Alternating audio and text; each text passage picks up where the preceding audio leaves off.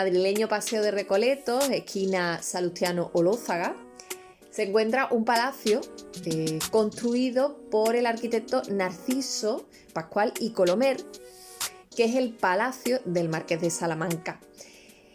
En la vista aérea que realiza en el siglo XIX Alfred Guesdon, del que hablamos ya en el capítulo 24, justo pues al lado de las ventas, de la Puerta de Alcalá, del Pósito y de la fábrica de carruajes, aparece ya este palacete que es de estilo italiano. La azarosa edificación del mismo pues corre paralela a la fortuna y también los infortunios de este marqués, ¿no?, de Salamanca, del que hoy vamos a hablar por muchos motivos. Comenzamos. ¿Quién era el marqués de Salamanca? Pues bien, el marqués, que era malagueño de nacimiento, se llamaba José de Salamanca y Mayol y se le concede en 1866 por parte de Isabel II este marquesado en virtud de pues los múltiples servicios que había ofrecido a la corona española, ¿no? Los más destacados fueron la lucha contra el absolutismo de Fernando VII y el posterior apoyo a la regente María Cristina en favor de su hija Isabel II frente a la facción carlista. Por cierto, el marquesado se le llamó de Salamanca por su apellido, por el apellido de este personaje, ¿no?, porque poca vinculación tuvo realmente con la ciudad universitaria. Pero hoy queremos hablar de una faceta de este personaje que está directamente relacionada con nuestro programa, dado que tuvo una estrecha relación con el arte, pero también, en este caso, con la arqueología. Y es que el marqués de Salamanca, sobre todas las cosas, era un emprendedor. Fue promotor de numerosas vías ferroviarias en España. No en vano fue el promotor de esa famosa primera línea ferroviaria Barcelona-Mataró, pero continuó también sus negocios ferroviarios más allá de nuestra frontera, apoyando la creación de nuevas líneas ferroviarias en otros países como Francia, Alemania, Portugal, Estados Unidos e incluso Italia. Y es esta última donde surge esta historia que vamos a contar hoy en Initu Oculi, ¿no? En esta época, en las décadas centrales del siglo XIX, el ferrocarril, como sabemos, pues comienza a llegar a los lugares más recónditos de cada país. Pues es durante el trazado de estas líneas ferroviarias cómo acaban aflorando multitud de yacimientos. De hecho, en Almería, concretamente, que la tenemos cerquita, la explotación de la cuenca minera del río Almanzora, desde la década de 1840, pues tuvo a finales del siglo XIX, con esa continuación de las excavaciones de mineras, ¿no?, pues su continuación, como digo, en herrerías y en villaricos. Y el ingeniero de minas encargado de realizar ese trazado de la línea de ferrocarril fue Luis Siret, que acaba convirtiéndose en un improvisado arqueólogo porque descubre numerosos yacimientos paleolíticos, neolíticos y de la Edad de Bronce, ¿no?, en toda esa cuenca minera almeriense. Pues bien, igual le sucedió décadas antes a José de Salamanca, en la localidad de Cales o Calvi, ¿no?, en el actual municipio italiano de Calvi Risorta, que está en la región italiana de la Campania. Pues bien, mientras construía una línea de ferrocarril, con el beneplácito, por cierto, del gobierno de Nápoles, emerge un antiguo santuario con depósitos votivos, que es lo que se conoce como una favisa. es decir, un depósito de objetos que ya no se usan, ¿no? Por eso, nuestro personaje de hoy promueve la excavación de ese yacimiento en Cales y salen a la luz más de 5.000 piezas de terracota que habían servido de ofrendas, de votos, para alguna divinidad que hoy en día pues, no está todavía del todo clara, ¿no? Del santuario y de esta inmensa colección de votos hoy en España, por cierto, y repartida por numerosísimos museos españoles, hablaremos luego, pero damos paso ahora a la profesora Mercedes Páez. Mercedes, ¿qué tema has elegido para este mes de abril?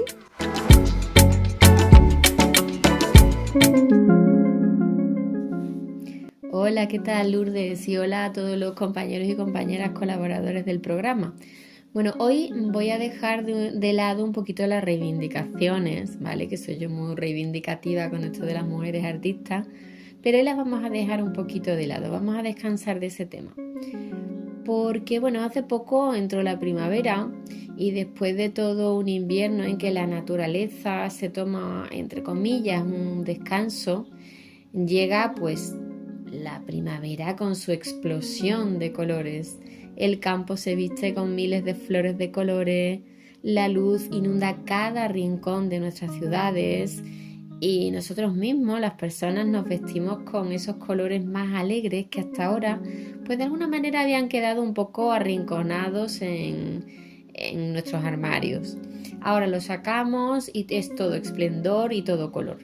Hombre, quitando evidentemente los problemas de alergia que tienen muchísimas personas, por lo demás, la primavera yo diría que es una de las mejores épocas del año para pasear por el campo, pasear por la ciudad, disfrutar de los olores y, como no, de los colores.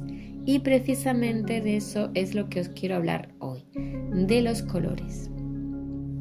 Bueno, para empezar, aclaro un pequeño dato. El color tiene una doble naturaleza, ¿vale? Por un lado está el color luz, que es el que proviene de la luz blanca, la luz del sol, que llamamos luz blanca. Sabéis que tiene unas ondas y dependiendo de esas ondas, pues hay un color o hay otro tipo de ondas como la ultravioleta, la onda corta.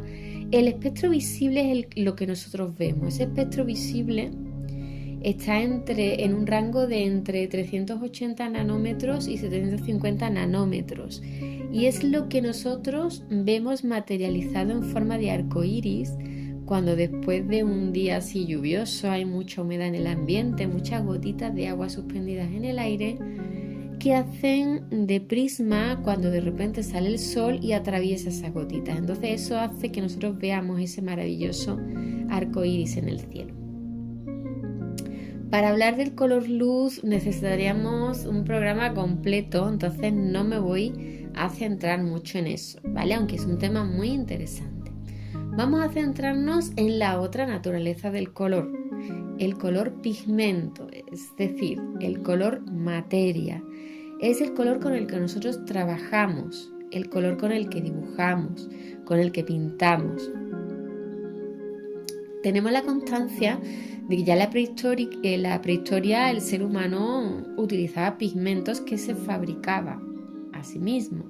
De hecho, en una cueva de Zambia con unos 350.000, 400.000 años de antigüedad se han encontrado restos de pigmentos y de herramientas para moler la pintura, ¿vale?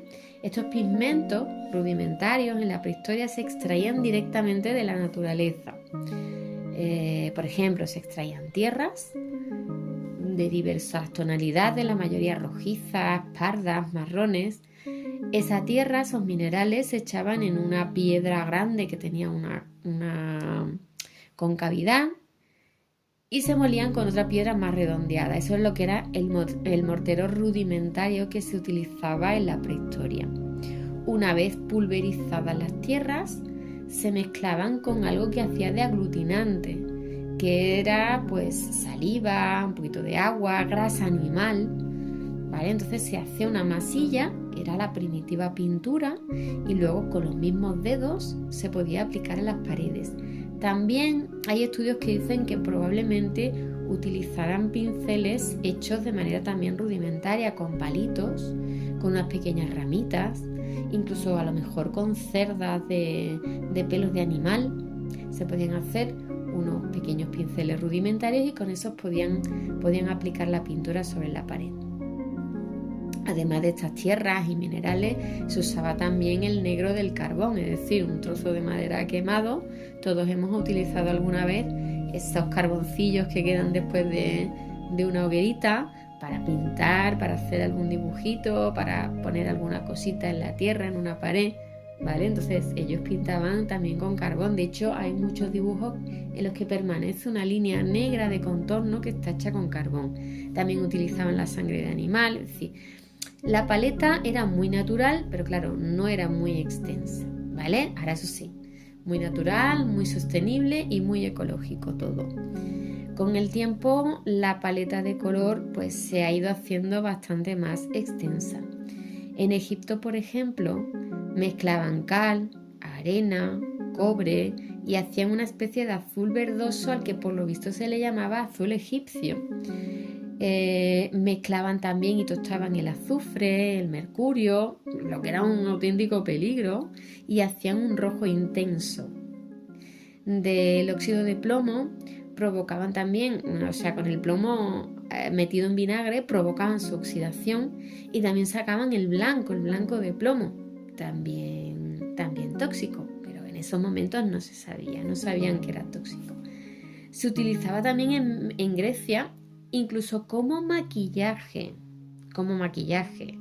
Parece ser que las mujeres, bueno, esto ha sido también en otras épocas, también ha sucedido lo mismo. Las mujeres, para hacer ver que eran de posición social alta, se maquillaban las caras blanquitas, lo más blanquito que pudieran, porque claro, así eso era signo de su posición social alta. Ellas estaban metidas en sus casitas, haciendo sus cositas de casa, pero nada de trabajar en el campo y ponerse morenas, todo lo contrario que hoy en día, ¿vale? Que nos tostamos vuelta y vuelta al sol para estar lo más morenitas posible. Pues entonces antes era lo contrario. Pues fijaros que ese blanco de plomo se utilizaba también para maquillaje, fijaros, y sin saberlo se estaban envenenando.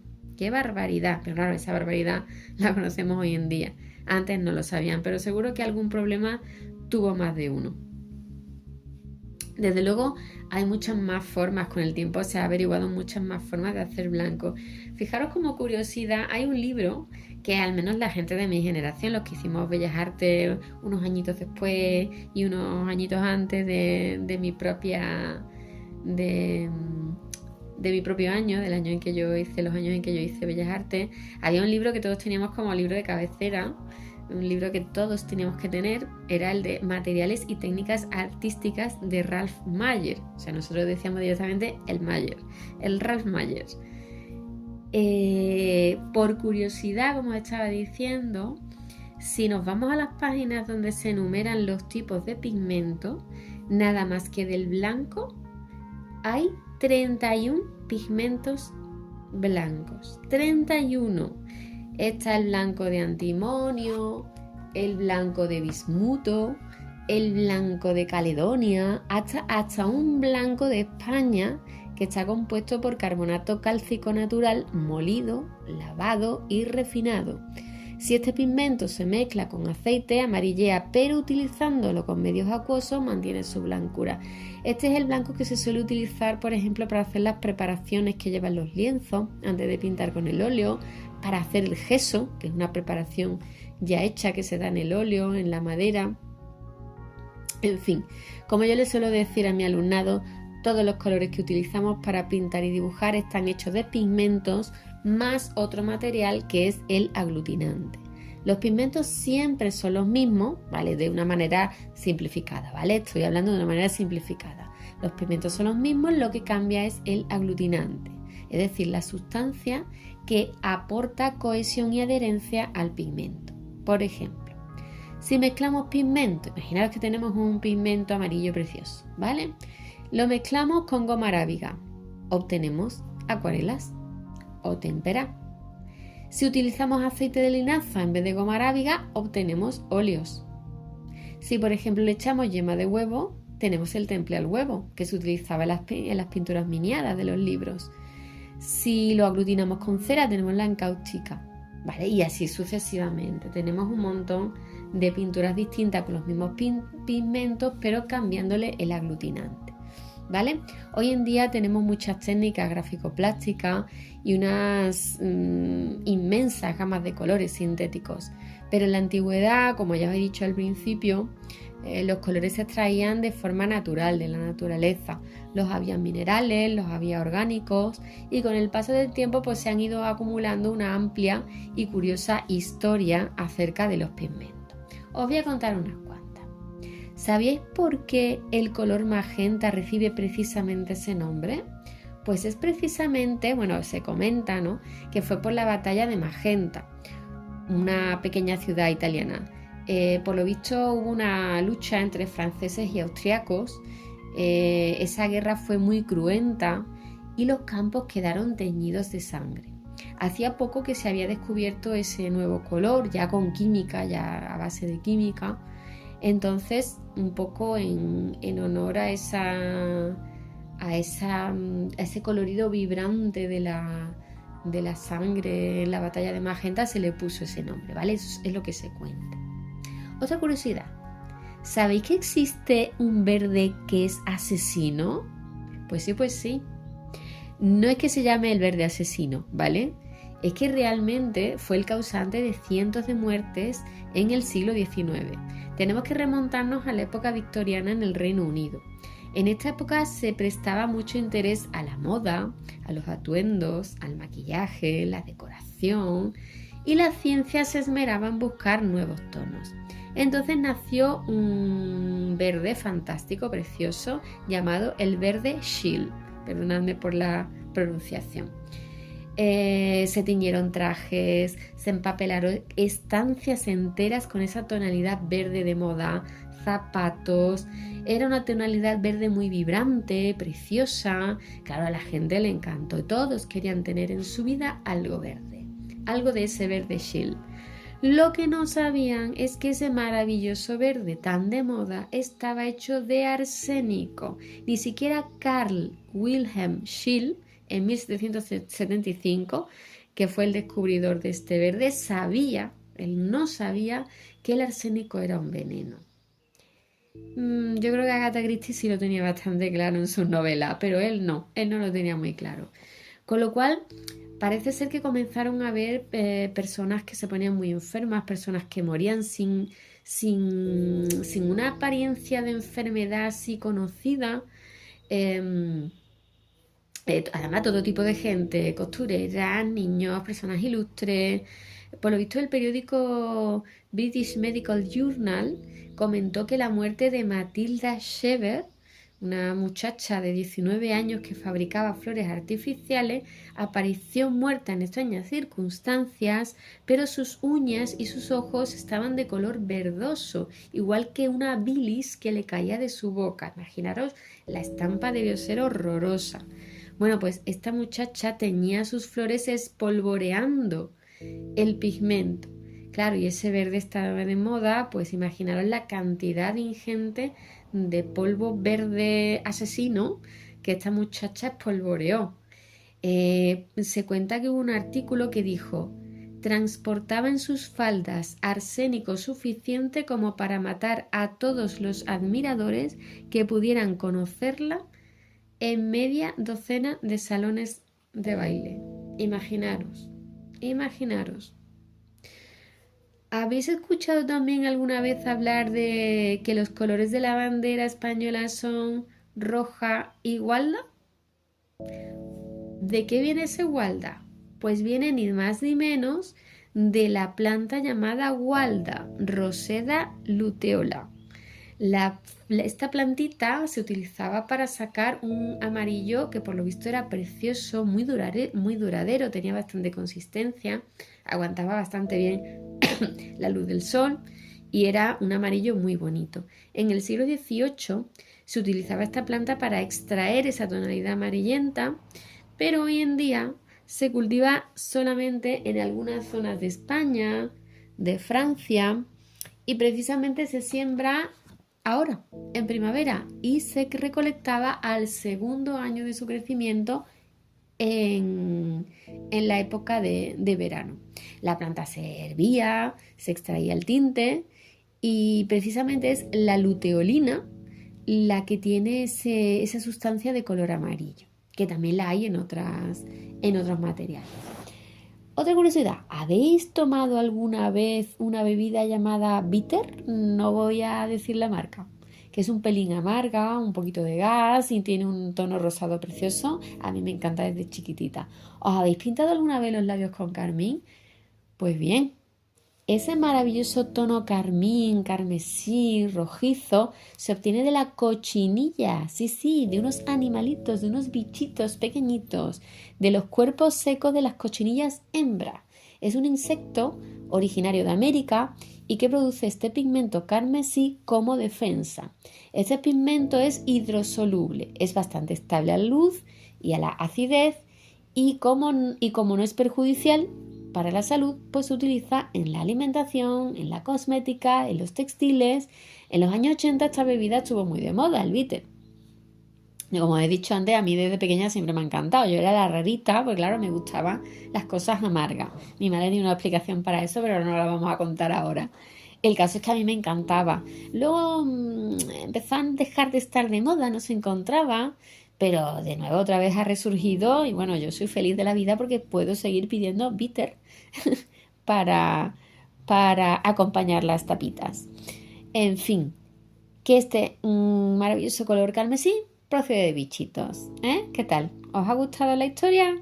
Bueno, además ese ácido cármico que tiene, que se extrae de la cochinilla, por lo visto es antioxidante, es un antioxidante natural.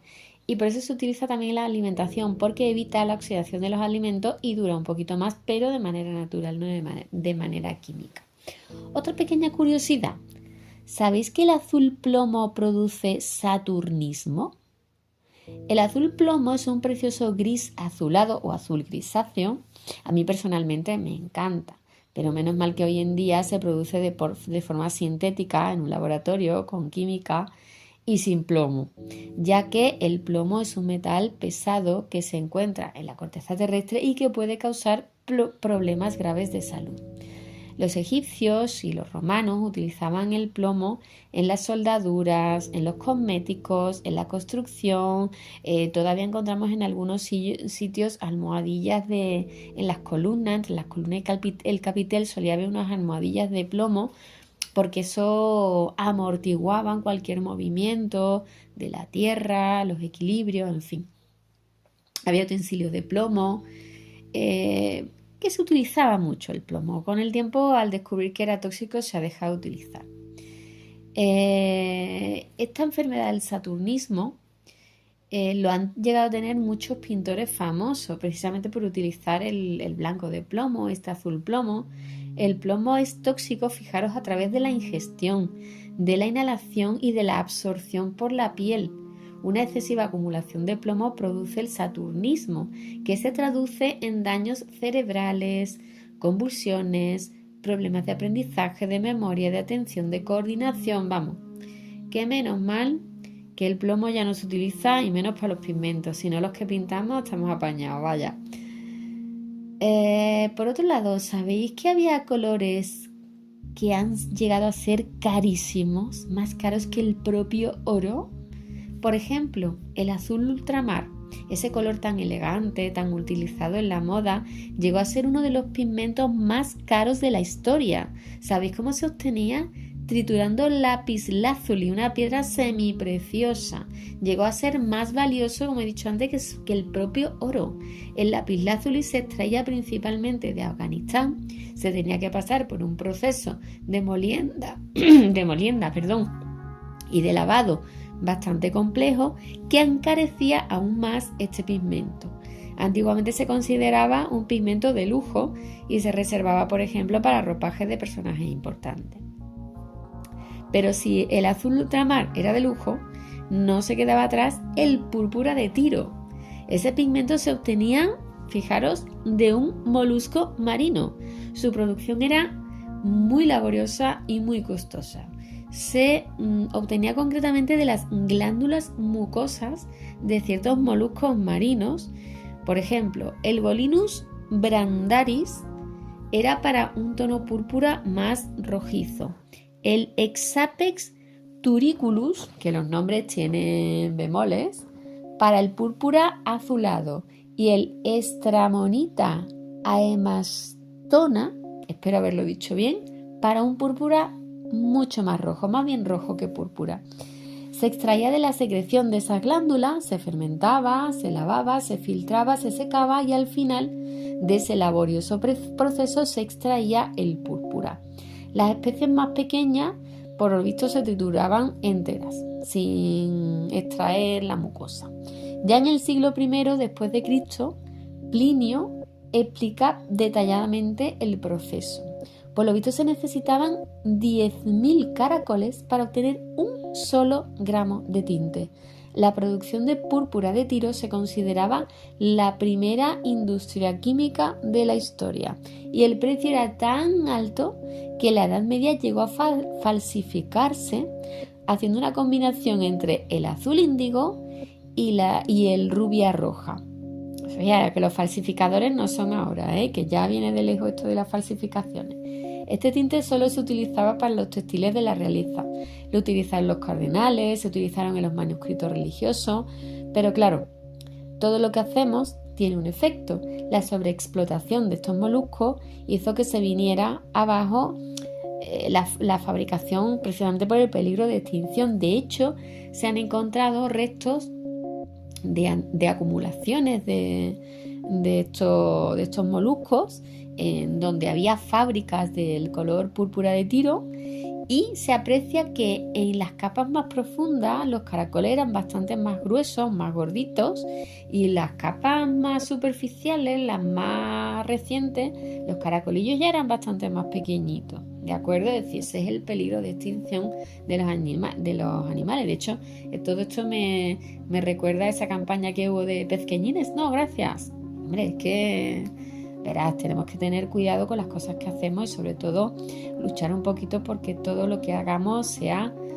orgánico, pero además sostenible. ¿Vale?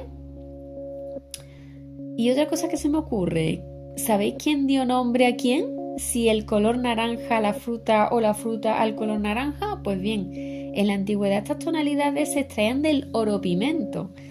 Se obtenía el oropimento era una sustancia, un material que se obtenía de las fumarolas volcánicas y contenía arsénico, que ya sabemos qué pasa con el arsénico. En realidad el oropimento era más amarillento, pero al calentarlo al fuego se obtenía un tono más anaranjado y parece ser que al principio a este color se le conocía como azafrán o amarillo rojizo, pero fue a finales del siglo XV cuando se introdujo en Europa el naranjo, el fruto, y la fruta de la naranja. Entonces, como tenía ese color, pues el color recibió el nombre, que me voy a hacer un lío, de la fruta, el color naranja. Así que en este caso es el fruto el que parece ser que dio el nombre al color. Otra curiosidad es que este color, cuando se hacía con el tóxico oropimento, tenía un brillo tan luminoso que los antiguos alquimistas pensaban que el oropimento debía ser uno de los ingredientes claves para la piedra filosofal. Estos alquimistas y los artistas de la época juguetearon con la muerte embelesados por la brillantez de estas tonalidades anaranjadas del oropimento. Es curioso que un color tan tóxico como llegó a ser el naranja en su época, hoy en día esté asociado a la juventud, la energía, la vitalidad. Esa la verdad es que sería otra historia interesante de hablar, el significado de los colores, pero eso vamos a dejarlo por otro momento, que no quiero cansar más. ¿Os ha gustado esas pequeñas historias del color? Pues no tenéis más que investigar un poquito y veréis qué cantidad de historias y de curiosidades tiene el color, que el color no solamente son lápices de colores metidos en una caja, que el color tiene una enorme y curiosa y larga historia. Espero que os hayan gustado estas pequeñas pinceladas que os he dado hoy. Y bueno, vistámonos todos de color de primavera. Que tengáis unas jornadas agradables en todos estos días que llegan a continuación. Y nada, que lo paséis muy bien y hasta el próximo programa. Un saludo a todos.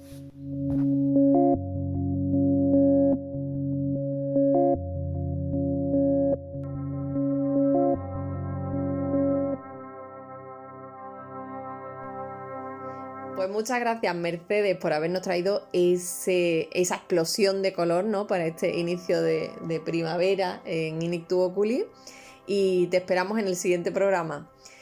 Nos habíamos quedado en el hallazgo fortuito, ¿no? En ese trazado de línea ferroviaria que pasaba por la localidad de Cales, en la región italiana de Campania, y bueno, pues mientras se realizaba ese trazado de ferrocarril, pues aparece ese santuario, ¿no? Que descubre pues el marqués de Salamanca, y es él el que promueve las excavaciones del yacimiento arqueológico, ¿no? Hace unos años, concretamente en 2023, se le dedicó en el Museo Arqueológico Nacional a este personaje lo que se conoce como vitrina cero, que pues es esa vitrina que introduce la exposición permanente de este museo, y que se dedica pues a pequeñas exposiciones temporales que duran unos meses, ¿no? Unos 3 meses normalmente. Pues bien, este museo, hay que decir que está ubicado en el madrileño barrio de Salamanca, barrio que se llama así precisamente en memoria de este marqués de Salamanca, ¿no? Pues, como decimos, aparecieron en el santuario de Cales 5.000 esvotos, y se nos contaba en esa vitrina que esta colonia latina, que fue fundada en el 334 a.C., se situaba un importante santuario. Y a decir por el inmenso depósito votivo que se encontró en ese santuario, pues se rendiría culto seguramente a una divinidad protectora, a decir por el carácter de estos esvotos, de la salud y de la fecundidad, con una larga prolongación en el tiempo, porque los hallazgos de estos esvotos se hallan comprendidos entre el momento de fundación de la colonia, que es ese 334 a.C., en el siglo IV a.C., hasta el siglo I a.C., es decir, una continuidad de 3 siglos. Se encontraron esvotos realizados fundamentalmente en terracota y de muy diversa índole. Eran, por un lado, representaciones de órganos sexuales femeninos y masculinos, cabezas casi siempre veladas de hombres o de mujeres, y también un alto número de representaciones de animalitos que pues parecían servir de ofrenda en lugar de un sacrificio real, ¿no?, de los animales a esa divinidad, ¿no? Luego hablaremos más detenidamente de los esvotos, pero antes hay que reseñar que 3.700 esvotos de los que se habían excavado llegaron a España de la mano del marqués de Salamanca y fueron adquiridos por el Museo Arqueológico Nacional en 1874 por 250.000 pesetas. Como explica Eva María Ramos Frendo, profesora de la Universidad de Málaga, las penurias económicas del marqués de Salamanca hicieron que, tras negarse en un primer intento, ¿no?, de vender la colección en 1868, bajo la dirección de Amador de los Ríos, al frente del Museo Arqueológico Nacional, cediera finalmente a venderla en 1874, bajo ya el museo de la dirección de Antonio García Gutiérrez. Igual que había perdido su colección arqueológica, el marqués, hay que decir, gran coleccionista de arte, también acabó perdiendo absolutamente todo a causa de la inversión realizada por él en la construcción del barrio de Salamanca, ¿no?, en aquel momento que era pues las afueras de Madrid, ¿no? De hecho, se encargó de construir la primera línea de tranvía que conectaba el centro con este nuevo barrio residencial, ¿no? Ese casco histórico, ¿no? con este barrio de nueva creación. El dispendio y la ruina también le vinieron, y hay que decirlo también, del mantenimiento económico de sus múltiples amantes. Y hay que decir que pocos años después, tras deshacerse de multitud de propiedades inmobiliarias fundamentalmente y de toda su colección, como hemos dicho, pues completamente arruinado, moriría en 1883 en su quinta de Carabanchel. Damos paso ahora a nuestra compañera, la historiadora del arte, Carolina Verdejo. Adelante, Carolina, ¿qué tema nos traes para este capítulo 33 de Inictu Oculi?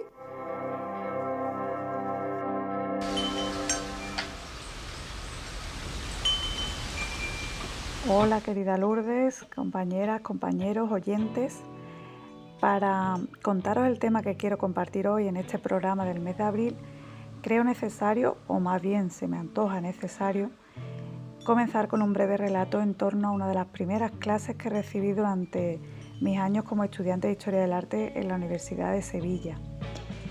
Eran los primeros días en las aulas, unas aulas por cierto desbordadas, en un mes de octubre muy caluroso, donde el profesor y catedrático de Historia del Arte, Juan Miguel Serrera, pone en relación los pasos de palio y los templos griegos. Esta comparación supuso, y esta forma, ¿no?, de dar clase, supuso una ruptura con una forma disciplinada y ortodoxa en la que muchos de nosotros y de nosotras habíamos recibido clases a lo largo de nuestra formación.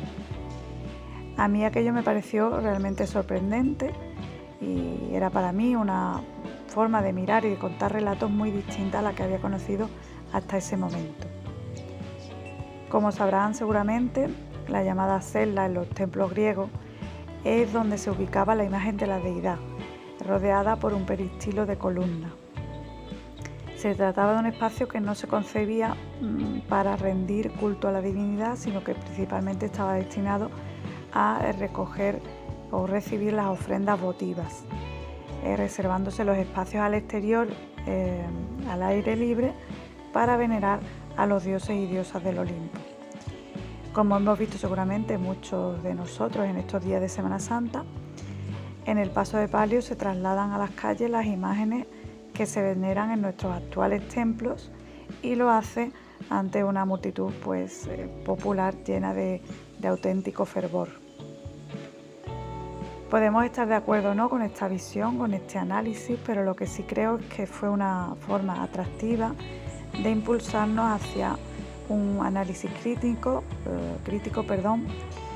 con el que tomar conciencia de la importancia que la mirada, que el desarrollo de un ojo clínico y en definitiva hábil iba a tener en nuestra profesión como historiadores del arte. Con esta misma idea y también en aquellas primeras clases nos animó a dibujar la puerta principal del rectorado, una puerta que veíamos diariamente al acudir a la facultad y que por tanto se suponía que debíamos conocer con detalle. Sin embargo, el resultado de esta práctica demostró que pocas personas habían sido capaces de definir con detalle estas fachadas, así como sus elementos iconográficos. La Facultad de Historia del Arte en Sevilla se encuentra en lo que fue la primera fábrica de tabacos de Europa, construida en el siglo XVIII, pasó a ser sede de la Universidad Hispalense a mediados del siglo pasado. Y en su fachada principal, la que da a la actual calle San Fernando, presenta una decoración que alude a la industria del tabaco y cuyos orígenes se encuentran en América. Por ejemplo, en ella podemos ver los molinos que se utilizaban para triturar la hoja del tabaco, así como también dos figuras de indios, una de ellas se encuentra fumando y otra porta un arco y una flecha. Pero lo que sin duda sobresale especialmente es la figura alegórica de la fama que campea sobre el ángulo del frontón que corona esta fachada, una obra que se debe al escultor de origen portugués Cayetano da Costa. Está realizada en piedra caliza y tiene las alas chapadas en cobre, por eso vemos ese contraste, ¿no?, entre la oscuridad de las alas y el blanco deslumbrante de la piedra caliza que procede de las famosas canteras de Gilena. La fama aparece en la Eneida de Virgilio, que la describe como una creación de la tierra con numerosos ojos y bocas y que viaja a gran velocidad. Cito textualmente a continuación fragmentos de esta epopeya donde Virgilio describe su origen, así como las principales características que definen a esta alegoría. Dícese que irritada con los dioses, la tierra madre la engendró postrera, fiera hermana de Encélado y de Ceo, tan rápidos los pies como las alas, vestiglo horrendo, enorme, cada pluma cubre, o portento un ojo en vela, siempre con tantas otras bocas lenguaraces y oídos siempre alertos. Por la noche vuela entre cielo y tierra en las tinieblas, zumbando y sin ceder al dulce sueño. De día está en los techos, en las torres, a la mira, aterrando las ciudades. Tanto es su empeño en la mentira infanda como lo es lo que es verdad. Gozaba entonces regando por los pueblos mil noticias, ciertas las unas, calumniosas otras. Así la describe Virgilio como un ser monstruoso, capaz de propagar el rumor y la mentira, así como la verdad. Pero a partir del Renacimiento, esta diosa o alegoría, lejos de presentarse como un ser monstruoso, ¿no?, se presenta como una mujer joven y hermosa, y normalmente con el torso semidescubierto. En este caso figura como un ser angelical, cuya imagen se repite muchísimo a partir de los modelos grabados que sirvieron de inspiración para numerosas pinturas y obras escultóricas como esta. En ella destaca ese plegado menudo y el movimiento de sus vestiduras, que evocan así la velocidad con la que se desplazaba para que los rumores, mentiras o verdades se propagasen rápidamente por todos los rincones. La representación de la fama en este edificio fabril alude al poder de la monarquía y lo hace con una sola trompeta, al contrario de lo que suele ser habitual en su iconografía, ya que normalmente se representa con dos trompetas, una de ellas para proclamar a los cuatro vientos la verdad y la otra con la que emitiría todo tipo de mentiras. Pero en este caso, como decimos, tan solo se representa con una trompeta, que se interpreta como un elemento propagandístico del poder y en definitiva de la grandeza de la monarquía del reinado de Fernando VI, bajo cuyo mandato se iniciaron las obras de esta fábrica, aunque se prolongarían hasta el reinado de Carlos III. Y bueno, ya sabemos aquello de que la fama nos precede y que también la manipulación del poder tergiversa a su antojo la verdad. En nuestro haber está cambiar esa fama o bien dotarla de otra mirada u otras miradas capaces de emitir distintos juicios o puntos de vista. Me despido ya con un fuerte abrazo. Hasta el próximo programa.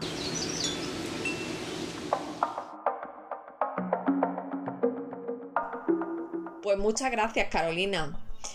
Me ha encantado que traigas esa escultura de la fama que corona el rectorado de la Universidad de Sevilla, en ese edificio de la antigua fábrica de tabacos que en nuestra facultad comparte con ese rectorado y donde pasamos pues esos 5 años, ¿no? Y también me ha encantado esa cita, ese recuerdo al querido profesor Juan Miguel Serrera Contreras, ¿no?, que indudablemente marcó, como bien dices, un antes y un después en lo que era nuestra visión del arte y con esa manera, ¿no?, de desentrañarnos cada estilo artístico y que mirásemos, ¿no? Nos enseñó a mirar más allá de lo que realmente veíamos, ¿no? Y con ello pues realmente llegamos a una comprensión más profunda, no solo del arte, sino también casi de la vida misma, ¿no? Así que te agradezco enormemente ese bonito recuerdo. Muchas gracias, compañera, y te esperamos en el siguiente programa. Es curioso, volviendo al tema de hoy, que en los siglos XIX y XX, pues fundamentalmente, ¿no?, encontremos a una serie de personajes que a los ojos actuales pues son enormemente cuestionados por haberse hecho con colecciones arqueológicas importantes, aprovechando la inexistencia de una legislación que prohibiera lo que hoy son considerados expolios arqueológicos, ¿no? Hace poco leía en las redes sociales, en una página sevillana, las críticas feroces a un personaje local, como era la cuarta condesa de Lebrija, doña Regla Manjón Mergelina, y que es un caso parecido al del Marqués de Salamanca, porque ella emprendió y costeó de su bolsillo numerosas excavaciones en el yacimiento de Itálica, y de allí extrajo numerosos y bellísimos mosaicos que hoy se conservan en lo que fue su residencia en la sevillana calle Cuna, un palacio. Era una mujer muy culta, una intelectual, y esto le llevó a reunir también en ese palacio pues 6.000 libros de temática arqueológica que en parte pues han sido donados a la Universidad de Sevilla. Esa labor de extracción de mosaicos, precisamente, de Itálica, pues hoy es cuestionada, ¿no? Pero en realidad se hizo años antes de promulgarse lo que fue la primera ley de excavaciones arqueológicas, que se promulga en 1911, ¿no? Y justo las excavaciones que promueve Regla son justo anteriores, ¿no?, de unos años antes. Y está claro que ella, pues parece que actuó de buena fe, ¿no? Parece que su intención fue la de, o siempre lo declaró así, la de evitar el expolio de estos materiales, de estos mosaicos, ¿no?, y la destrucción, ¿no?, que podía haberse llevado a cabo. Y parece que fue así porque ella en todo momento pues abrió sus puertas a los investigadores que quisieran estudiar estos mosaicos, ¿no? Diferente es que hoy en día pues se cobra, ¿no?, por acceder a ellos, ¿no?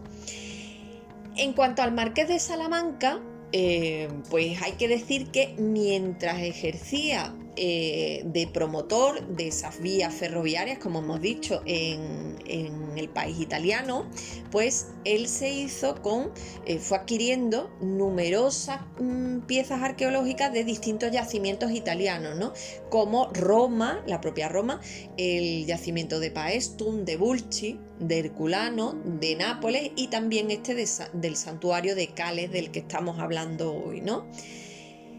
Volviendo al tema del santuario y del depósito de estos votos, ese depósito votivo, hay que decir que esta situación dispersa que tienen esos 5.000 votos que salieron de ese yacimiento, ¿no?, de esas excavaciones, pues no ha favorecido tampoco lo que ha sido el estudio de estos votos, ¿no? En los años 50 del siglo XX, bajo la dirección de Navascués en el Museo Arqueológico Nacional, pues salen de esa institución 26 lotes a 26 instituciones distintas museísticas españolas, entre las que se encuentran pues los museos de Huesca, de Granada, de Cádiz, de Sevilla, de Córdoba, de Barcelona, de Málaga, y así un largo etcétera, ¿no?, quedando por supuesto en manos del Museo Arqueológico Nacional los temas importantes. Este desmembramiento, como digo, de las piezas, que además estaban faltas de un contexto arqueológico claro, dado que se trata de una favisa, de ese amontonamiento de piezas que se amontonan precisamente por causas de lo más diversas, ¿no? Pueden ser por guerras, por pues calamidades de la más diversa índole, y acaban en un lugar diferente para el que fueron hechas, ¿no? Que era ese santuario, ¿no? Y precisamente es ese carácter sagrado el que hace que finalmente estos esvotos sean enterrados, ¿no? Por causas que desconocemos, como decimos, en un pozo, ¿no? O en un depósito subterráneo diferente a ese santuario, como decimos, ¿no? Pues eso, realmente, ¿no? Esta dispersión y esa falta de contexto arqueológico pues son las principales causas por las que estos esvotos no se han estudiado, ¿no? Aunque faltos de estudio, pormenorizados por supuesto, estos esvotos sí que han sido en los últimos años objeto de atención por parte de algunos museos, ya que se les han dedicado pues conferencias como la que tuvo lugar en el Museo Arqueológico de Córdoba hace unos años, o en menor medida se le han dedicado exposiciones como esta de la que hemos hablado, de la vitrina cero del Museo Arqueológico Nacional, o la muestra monográfica que se hizo entre 2016 y 2017 en el Museo Arqueológico de Mérida. Es interesante decir que en el enclave del santuario de Cales, que está a los pies de las montañas que cierran por el norte la llanura campana, como explicaba Losada Núñez en el boletín del Museo Arqueológico Nacional, pues este enclave, como decimos, fue una zona con una marcada helenización, y también se caracteriza por ser un importante centro de producción coroplástica, es decir, de objetos realizados en arcilla. Como muestra, dos botones. Por un lado, los vasos llamados calenos, que imitaban la textura metálica, y por otro, estos numerosísimos esvotos que salen del santuario de Cales, ¿no? La arcilla de Cales es una arcilla de un color rojo anaranjado, con una textura bastante depurada, pero con impurezas de mica, ¿no? El material precisamente de estos objetos, esa arcilla en la que estaban hechos, ha hecho que se hayan considerado objetos sin valor, ¿no? Y es otro de los motivos por los que estos objetos no han sido estudiados con más profundidad, ¿no? No hayan llamado más la atención de los investigadores. Los esvotos encontrados en Cales eran principalmente de tres tipos. Por un lado, esas partes humanas, como las partes íntimas masculinas y femeninas, ¿no? De las que hemos hablado, o también extremidades. Por otro lado están las cabezas, que aunque son una extremidad, pero sí que es verdad que tienen esa mayor intencionalidad, ¿no? de individualización, ¿no? Porque hay una intención clara en algunos casos, incluso retratística, ¿no? Y por otro lado, el tercer tipo, que son ese significativo muestrario de animalitos, ¿no? De los que también hemos hablado.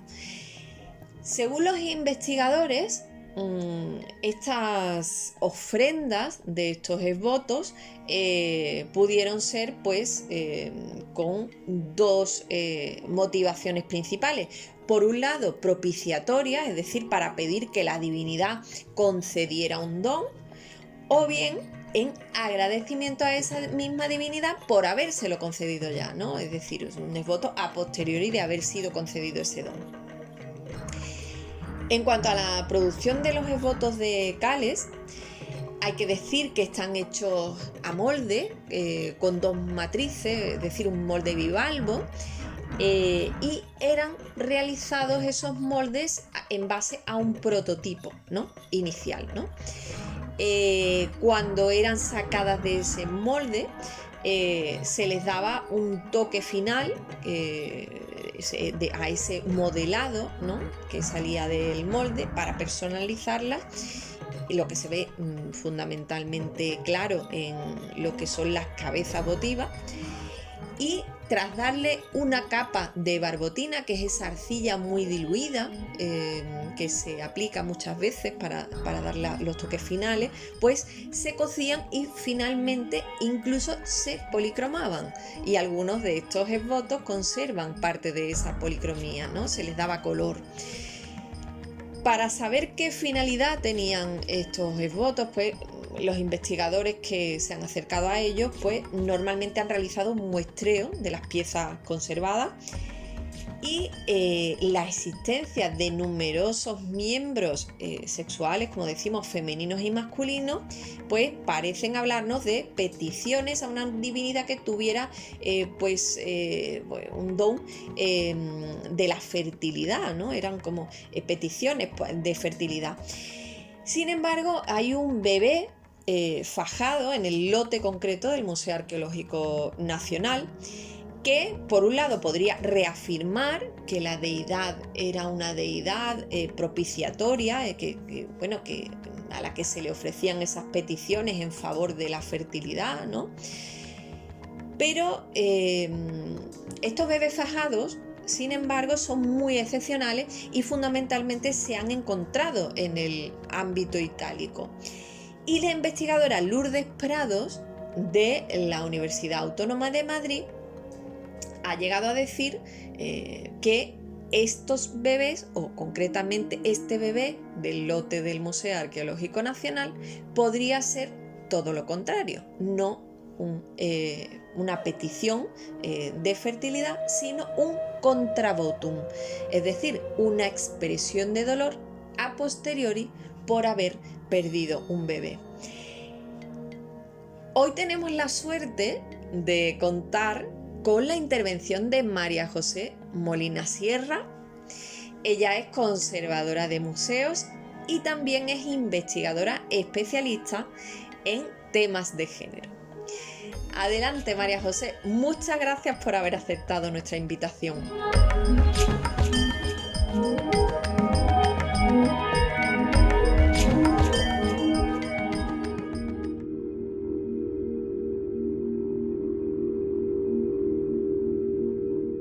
Bueno, Lourdes, buenos días, buenas tardes, buenas noches, depende de la hora que nos estén escuchando nuestros y nuestras oyentes.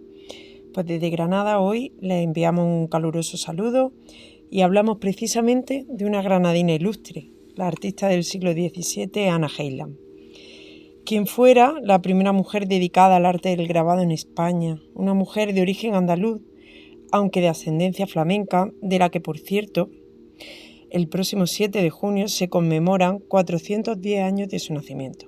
Pues bien, Anna Heiland, como decíamos, ha pasado a la historia por ser la primera mujer en España en dedicarse profesionalmente al grabado. Ella nace en Granada en el seno de una familia de profesionales dedicados al grabado. Era una familia de estirpe flamenca, los Heiland, que llegan a España en los albores del siglo XVII.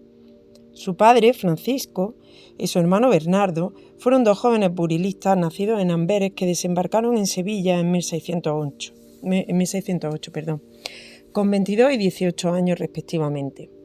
Estos dos jóvenes llegaron a Sevilla atraídos por las nuevas oportunidades que brindaba una ciudad convertida en el centro económico del Imperio Español.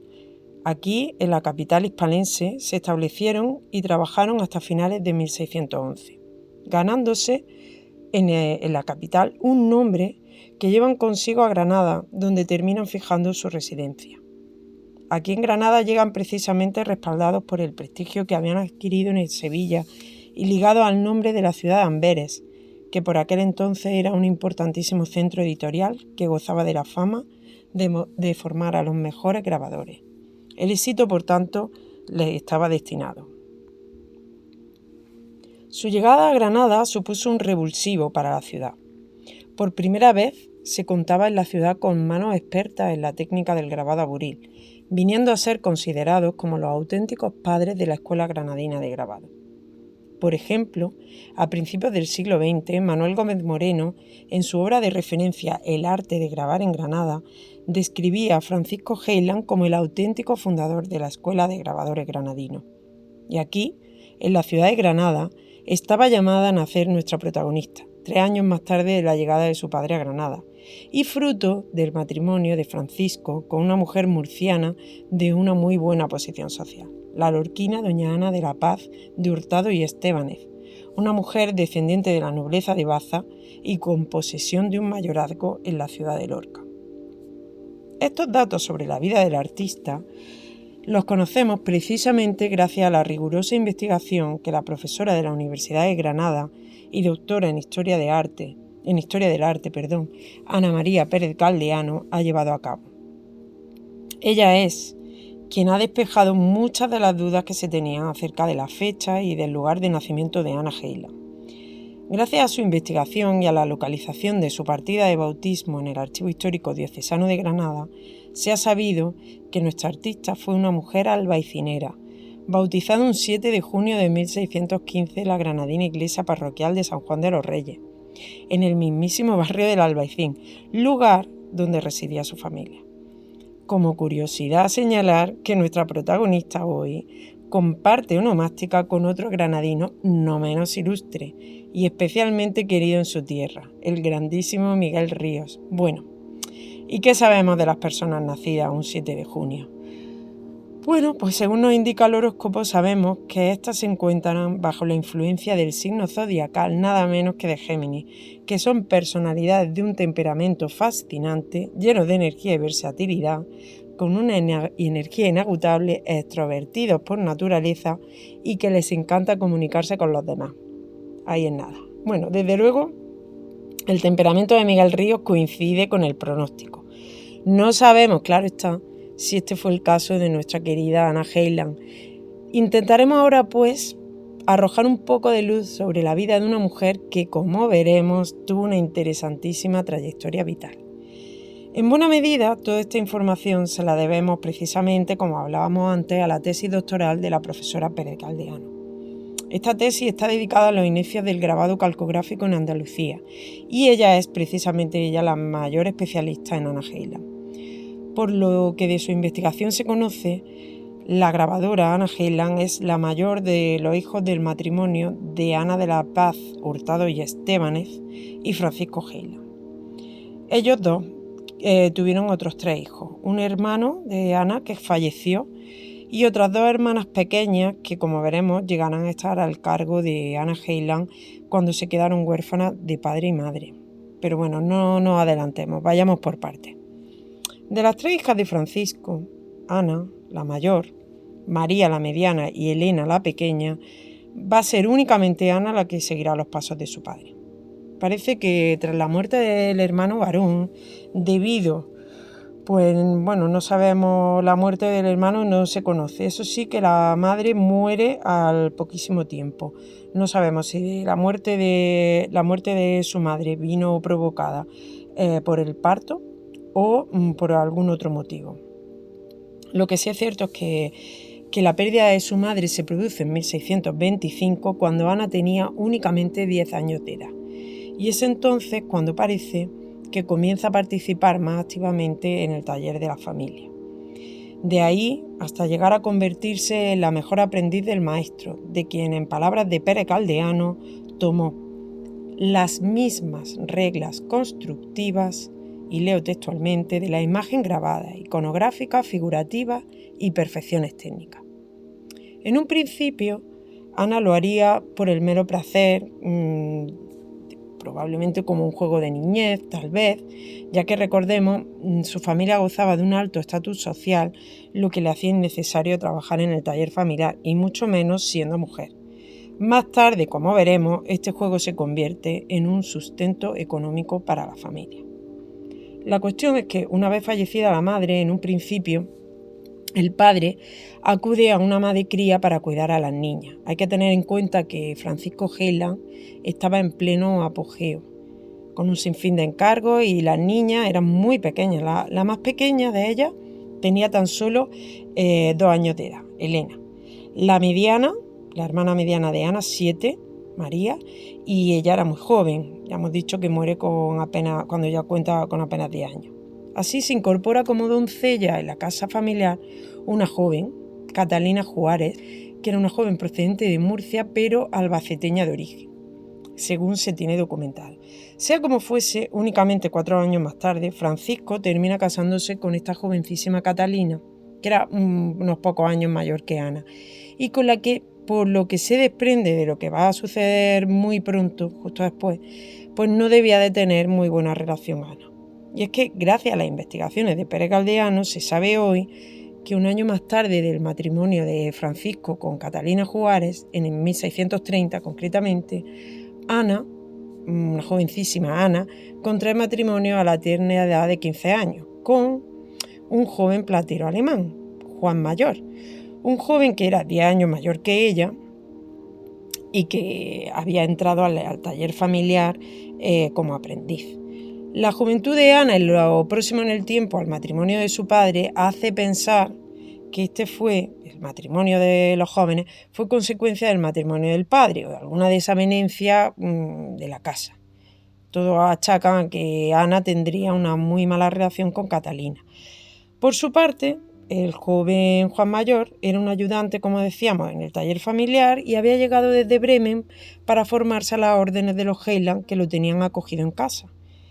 Pues muy pronto de ese matrimonio nacerían los 4 hijos de Ana, que son Juan, María, Ana y Elena. Bueno, pues ya tenemos a nuestra artista casada, independizada y formando su propia familia, pero las desgracias no vienen solas. Y tan solo 5 años después, en 1635, muere indudablemente la persona más importante para ella por aquel entonces, su padre, después de padecer una larga enfermedad. Tras la muerte de Francisco, Ana Heiland y Juan Mayor acogen en su casa a las 2 hermanas pequeñas de Ana, quienes por aquel entonces pues tendrían María 17 años y Elena tan solo 12. En este momento recae sobre Ana todo el peso de la educación y la buena situación social de ambas, junto con la de su propia familia, que no es poco. Ana se convierte en este momento en cabeza de familia y responsable del taller de su padre. Va a ser justo ahora cuando nace la artista que comienza a firmar su obra. El año de la muerte de Francisco Heiland, coincide precisamente con la primera obra firmada por la artista. En la Biblioteca Histórica de la Universidad Complutense de Madrid se conserva un ejemplar del Santoral de los Santísimos Patriarcas, Santo Domingo y San Francisco de los Santos, de entre ambas sagradas religiones de Blas Martínez, impreso en 1635, para el que Ana realiza una sencilla portada con un escudo episcopal, que, y este es el dato importante, aparece ya firmado por ella. Una firma, por cierto, que iremos viendo en lo sucesivo en su obra. Es una firma muy interesante, ya que incorpora, tras el nombre del artista, Ana, su apellido y un colofón en el que señala tanto su autoría como el lugar de ejecución. Una orgullosa Ana lo hace bien usando una fórmula que es la de Me Fecit Granatae, o bien mediante una abreviatura como F. más el dibujo de una pequeña granada. Esto nos habla, por supuesto, como no puede ser de otra manera, de una granadina orgullosa de su tierra. Metámonos ahora en faena y hablemos de su producción. Una obra que, en palabras de Pérez Galdeano, fue muy superior en cantidad y calidad a la del resto de los grabadores andaluces. Se tienen documentadas un total de 29 estampas firmadas por Ana. En estos años el repertorio de Ana fue amplísimo. Nos vamos a encontrar con obras de ilustraciones para libros y para portadas. En concreto, habría que señalar obras tan interesantes e importantes como las que le encargó el canónigo y tesorero de la Catedral de Granada, don Francisco Bermúdez de Pedraz. Así, para el frontispicio de su importante Historia eclesiástica, Principios y progresos de la ciudad y religión católica de Granada, del año 1638, Ana graba una María Inmaculada sobrevolando una colosal granada abierta, de la que pareciera salir la propia Inmaculada. También tenemos bellísimos ejemplos como la portada y las ilustraciones de la obra de don Luis de Paracuellos, triunfales celebraciones que en aparatos majestuosos consagró religiosa la ciudad de Granada, a honor de la pureza virginal de María Santísima en sus desagravios, editada en Granada en 1640, en el que también la Inmaculada es la protagonista indiscutible de la composición. Tampoco hay que olvidar en estos años numerosos encargos que fue recibiendo Ana de estampas de carácter devocional, que eran encargos que no solo le llegaban de clientela granadina, sino que esta artista recibía de distintos puntos de la geografía española. Hay un ejemplo que es la de la villa de Enciso, La Rioja, donde le encargaron a Ana la estampa de su patrona, la Virgen de la Estrella. Esto es un dato importante porque nos habla de un artista que no solo tiene prestigio en su ciudad natal, sino que atestigua que tiene fama y reconocimiento a nivel nacional. Es muy de lamentar que a pesar de la calidad de los encargos que se le hicieron a Ana y de los grabados que fue realizando a lo largo de su carrera, la historiografía, hasta hace muy poco tiempo, ha invisibilizado a una mujer que es fundamental en la historia del grabado granadino. El análisis que hoy hacemos de su obra, como la gran grabadora que fue, contrasta desgraciadamente con las palabras que le dedicara un muy desacertado Gómez Moreno a principios de siglo en su obra fundamental El arte de grabar en Granada, donde anotaba que como diseñadora Ana Heiland valía poco y que su fantasía era de cortos vuelos, resultando monótonas sus portadas, monótonas. Bueno, nada más lejos, ¿qué le vamos a hacer? Para contradecir estas palabras, vamos a seguir conociendo la obra de Ana e intentaremos llegar a otras conclusiones. Bueno, los datos que se conocen de la vida de Heiland a partir de 1640, de la vida de Ana y del resto de su familia, de la que, como ya hablábamos, dependían básicamente del artista, pues gracias fundamentalmente al testimonio de la Madre Antonia de Jesús, de la que conocemos la vida de la familia por estos entonces. Esta monja, la Madre Antonia de Jesús, es la monja fundadora de un convento agustino en el Albaicín, que estaba dedicado a recoger a niñas de buena familia venidas a menos, y con quien nuestra protagonista tuvo un muy sonado enfrentamiento. Muerto Francisco y responsable Ana del futuro de sus hermanas, continúan las desgracias. Y es que por diversos motivos, en los que ahora no nos vamos a detener porque sería bastante extenso, desde los últimos años de vida de Francisco, los Heiland estaban en una situación económica muy delicada. A su muerte, la Madre Antonia de Jesús comienza a acercarse a las dos hermanas más pequeñas, que eran muy hermosas, niñas de familia venida a menos, y les propone entrar en el beaterio. La propuesta inicialmente es aceptada por la mediana, que al final termina declinando, suponemos que por la insistencia de su hermana mayor, que vio peligrar la oportunidad de casar a las dos hermanas pequeñas con buenos matrimonios que le permitieran a Ana sanear el nombre y la economía familiar. Finalmente, la mediana declina, pero la pequeña le sale rana a Ana. La pequeña Elena, la más lanzada, acompañado del hijo de Ana, de su sobrino, se escapa una noche de la casa familiar y se une al beaterio. El fuerte temperamento de Ana sale a relucir y esto queda muy de manifiesto en el relato que la monja, que la Madre Antonia de Jesús, hace del acontecimiento. Esto está recogido y leo textualmente: ella, temiendo que la hermana casada no la había de dejar venir como hizo con su hermana, refiriéndose a la mediana, tomó un sobrino suyo, así que anocheció. Se vino y la recibimos con grande gusto, viendo su fervor. Apenas entró cuando la hermana casada llegó, dando tantos golpes a la puerta que la hacía pedazos, pidiéndonos a su hermana con grandes amenazas y desafueros. Yo lo procuraba quietar, mas era en vano. Pasaron muchos lances. Ya que estaba rendida de dar voces y amenazas, me dijo que, Pues yo no le daba a su hermana ni ella quería irse con ella. Si se había de quedar, había de ser desnuda. A mí me cayó muy en gracia y fui a la muchacha y la desnudé y la metí en una cama y le di los vestidos a su hermana y con esto se fue con Dios. Bueno, se fue con Dios. Finalmente, al poco tiempo, pues la abadesa se sale con la suya.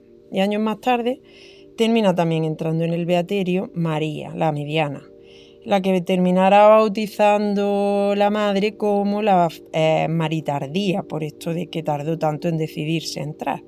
Y en esta ocasión, pues la ira de Ana fue incluso mayor, y así lo refleja la Madre Antonia de Jesús, que nos deja otro sobrecogedor testimonio de lo que ocurrió. Anna Heiland vino como águila herida, dando fuertísimas voces que le diésemos a su hermana, que si su hermana se quedaba, que le diesen los vestidos. No bastó el darle el vestido para que nos dejase de atormentar, que fue muy por mayor hasta que se rindió y se fue, y envió a su marido, el pobre Juan, que por vía de valentía quería sacarla diciendo nos había de echar las puertas en el suelo y matarnos a todas.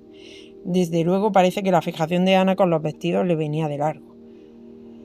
Bueno, con sus dos hermanas ya en el convento, los años finales de la vida de Ana, que transcurren entre 1644 hasta su muerte, son hoy en día una incógnita.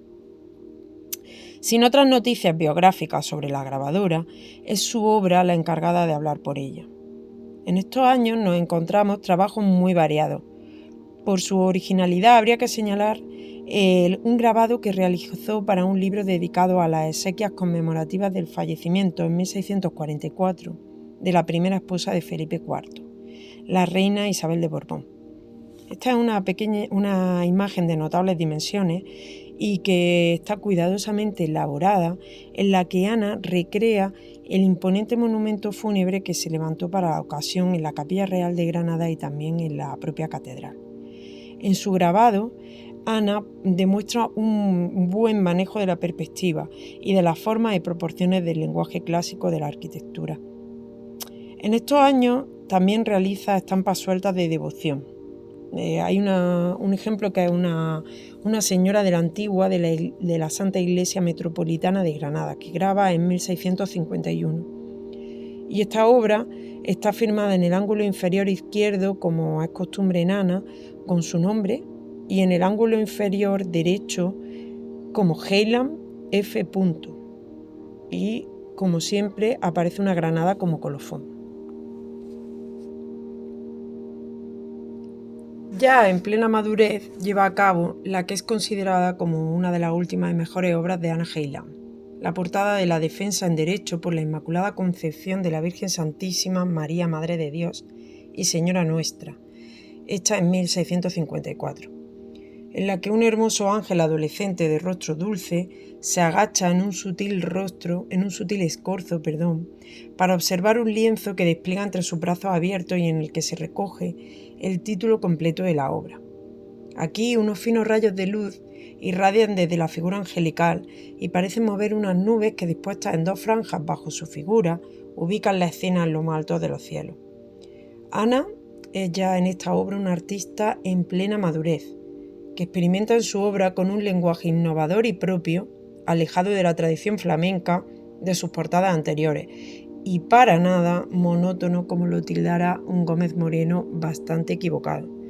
Nos encontramos ya en la recta final de la vida de Anna Heiland, que muere al año siguiente, siendo enterrada un 30 de abril de 1655 en la granadina parroquia de Santa Ana, a la edad tan solo de 40 años. Por suerte, parece que al menos había encontrado el sosiego que no tuvo en vida en la relación con su hermana, al menos con María, con la mediana, María de Santa Clara, tal y como se hizo llamar desde su ingreso en el convento, quien por aquel entonces ya era superiora y que actuara como albacea testamentaria del artista. Bueno, hasta aquí este recorrido por la vida y por la obra de un artista que consideramos merece la pena recordar y cuya obra creemos es muy justo reconocer, ahora que por fin se comienza a abordar la construcción de una tan necesaria historia del arte con una perspectiva feminista. Bueno, Lourdes, aprovechamos para enviaros un cordial saludo y esperamos no habernos extendido demasiado. Un abrazo y hasta muy pronto.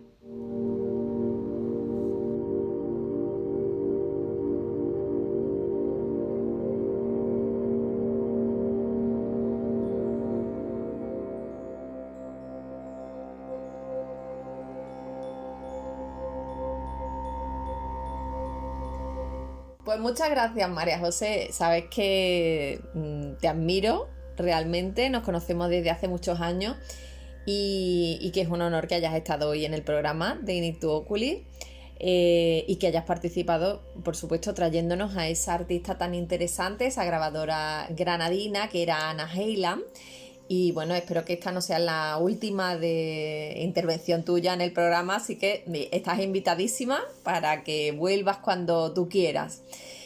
Tenemos aquí con nosotros ya, en esta recta final del programa, a nuestro etimólogo de cabecera, Tomás Sánchez Rubio, que nos va a arrojar un poquito de luz acerca de este tema, de las creencias grecorromanas y de alguna terminología de la que hemos hecho alusión, ¿no?, en estas primeras intervenciones del programa de hoy. Salve, Tomás. ¿Cómo se presenta ese mes de abril? Hola, ¿qué tal, Lourdes? Buenas tardes. Pues ante todo, muchísimas gracias por contar conmigo. Gracias a ti. Y la verdad también enhorabuena por este nuevo programa y por el tema que hoy tratas, porque la verdad este tema de los votos, los servotos, el contravotum, el culto a la fertilidad, pues la verdad es que es un tema apasionante para dedicarle muchísimo más tiempo del que le podemos dedicar y además muy arraigado en esta naturaleza nuestra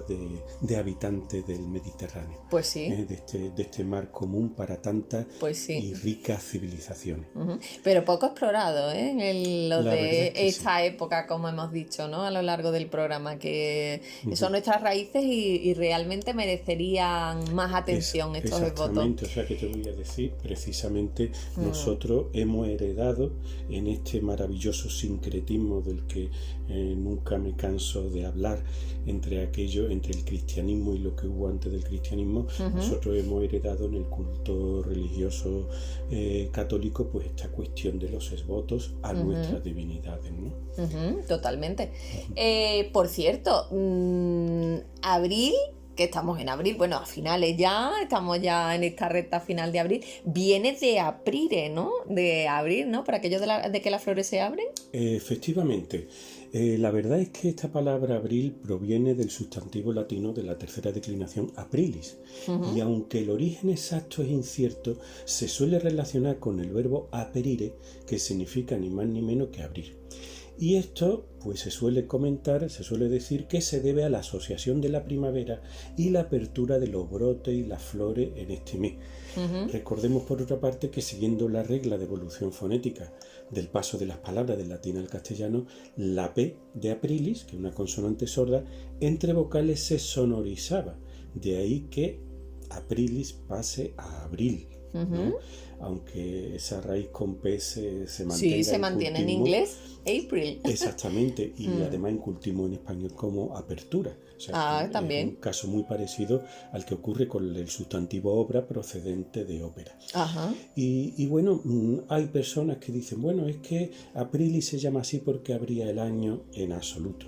Era el segundo mes del año en el antiguo calendario romano, antes de que Numa Pompilio añadiera enero y febrero, alrededor del 700 a.C., el rey Numa Pompilio, pero nunca fue el mes que abría el año, ¿no?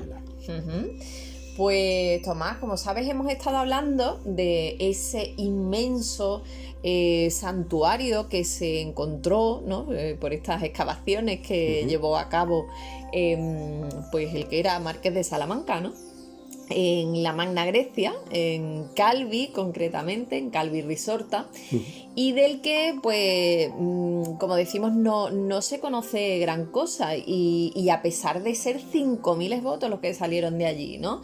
Y hemos hablado también de esas fabisas, que eran esos depósitos votivos en los que se depositaban esos elementos, por ser sagrados, ¿no? Y consagrados a la divinidad como eran esvotos, y por esa deferencia a ellos, por ese carácter sagrado que tenían, pues acaban ocultándose, ¿no? Para que no sean dañados por otras personas, ¿no? ¿Qué era exactamente una favisa, Tomás? Exactamente, pues sí, antes de comentarlo me gustaría hablar un poquito de este término esvoto, ¿no? Que lo hemos tomado, ha llegado hasta nosotros a partir de la expresión latina ex voto donatum, que significa donado por promesa. O sea, se dona una figurita, normalmente una figurita de terracota o de metal, a cambio de una promesa que se cumpla por parte de la divinidad, ¿no? Has comentado un tema muy interesante, que es el del contravotum, ¿no? Que es una fórmula que se encuentra en las inscripciones sepulcrales y que expresaban el dolor y el sentimiento más profundo de aquellas personas que sobrevivían a la pérdida de sus seres queridos, ¿no? Una fórmula que ya utilizaban los romanos, por supuesto, antes de la era cristiana. Pues estás adelantado, precisamente porque te lo iba a preguntar. Sí, es que el tema del contravotum. Me he quedado con esa cuestión, y es muy interesante porque, bueno, todos hemos oído hablar de los votas o de los esvotos, pero no del contravotum. Y claro, no es exactamente una maldición. Hay personas que dicen, no, esto es como las tablas de ficción. No, para nada. No se trataba de una maldición, de hacerle a alguien una práctica de hechicería para que le ocurriera algo malo, sino que lo que hacía era sencillamente expresar el dolor de los que quedaban aquí. Y bueno, efectivamente, después ahora sobre la palabra favisa, tenemos que decir que es una palabra también de etimología incierta, pero se relaciona con fovea, que significa en latín hoyo, foso, y primitivamente pues una trampa que se excavaba en el suelo para los animales. Indicaba efectivamente el lugar donde se depositaban objetos votivos cerca de un santuario. Y de hecho en la antigüedad existía la costumbre de depositar en el interior de los santuarios objetos votivos de materiales preciosos, pero también humildes, o sea, lo que cada uno pudiera, ¿no? Como podía ser, aparte del bronce, pues el plomo, el estaño y sobre todo la terracota, ¿no? El barro. Exactamente. Cuando la cantidad de estos objetos se había vuelto excesiva, los sacerdotes y custodios del santuario se encargaban de recogerlo todo junto, rompiendo intencionadamente los que aún estaban en buen estado y lo almacenaban. O sea, vamos a decir que no lo tiraban buenamente, ¿no? Sino que lo almacenaban en un lugar apartado del recinto del santuario, que recibía el nombre de témenos. Ya sabéis que el recinto sagrado de alrededor de un santuario recibe el nombre de témenos, palabra griega, ¿no? Y bueno, estaba delimitado y dedicado pues al dios o a los dioses, ¿no? Bueno, pues se aseguraba así su conservación, ya que más importante que su estado de conservación era que los esvotos nunca fueran tocados por manos profanas. Claro. La principal característica de las favisae, como tú sabes, era por tanto la de encontrarse en un lugar apartado y no fácil de localizar, ¿no? Claro, era para que esos objetos, como tenían carácter sagrado, no fueran profanados, ¿no? Claro. Y bueno, lo importante es eso, que estuvieran dentro de recintos de templos sagrados y bueno, y sin perjuicio de esta condición esencial, la forma arquitectónica en la que se construía esta favisa pues era libre, ¿no? Teniendo en cuenta la finalidad particular, la forma más común era la más simple, la de un pozo cilíndrico, que era lo que significaba fovea, ¿no? Excavado en la tierra de una profundidad variable, ¿no? Proporcional al tamaño del material que debía contener. Esto explica que el nombre de favisae se aplicará también a cisternas y depósitos de agua. O sea, las favisae capitolinae eran cámaras subterráneas, cuevas y túneles, en parte naturales, en parte excavados artificialmente, destinados a contener el excedente de material votivo perteneciente al templo de Júpiter, ¿no? Un ejemplo de lo que hemos dicho antes. Esos almacenes y depósitos sagrados, en griego, reciben el nombre de thesauroi, que sencillamente es lo que ha dado la palabra thesauros, es lo que ha dado en español tesoro. Por lo valioso que tenían desde el punto de vista del culto y también por encontrarse escondidos.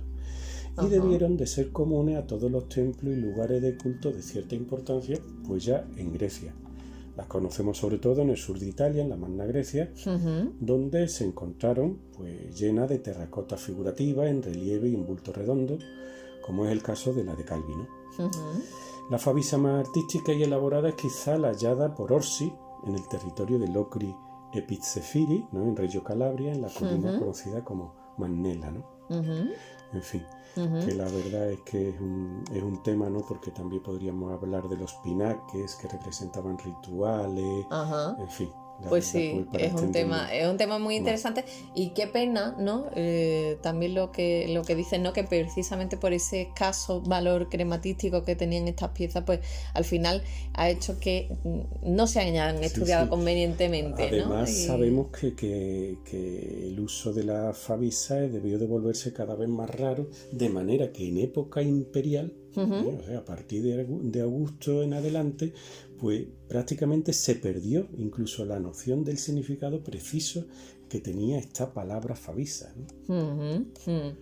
Pues la verdad es que sí, que es un tema interesantísimo y que nos ayudaría, por supuesto, a conocernos más a nosotros mismos, porque realmente esto ayudaría a la comprensión de la gente que vivió antes de Roma, ¿no? Pero que también está muy relacionada con nosotros, ¿no? Entonces... Exactamente, ¿no? Y bueno, y una cosa apasionante de la que has hablado, ¿no? De ese culto a la fertilidad con la representación de órganos sexuales masculinos y femeninos, sencillamente que era un culto a eso, ¿no? A la fertilidad. Recordemos pues la Venus, ¿no? Esta primitiva de Willendorf, ¿no?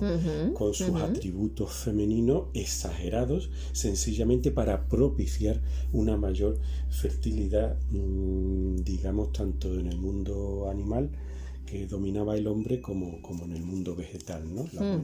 Lo típico de desear las buenas cosechas, ¿no? Y qué bueno que está en la raíz, por ejemplo, del arroz que se le tira a los novios, ¿no? O sea, sencillamente, o de que los italianos sigan comiendo lentejas en fin de año, ¿no?